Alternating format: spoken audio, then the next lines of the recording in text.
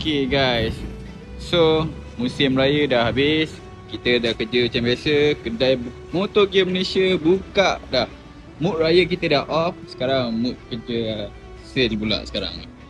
So guys, siapa yang nak cari helmet, banyak helmet kat sini. Helmet open fader, full fader.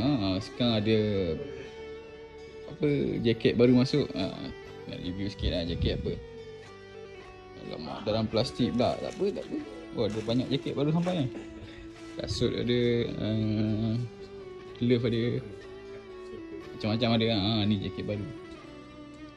Very nice juga jaket baru ni daripada Tai Chi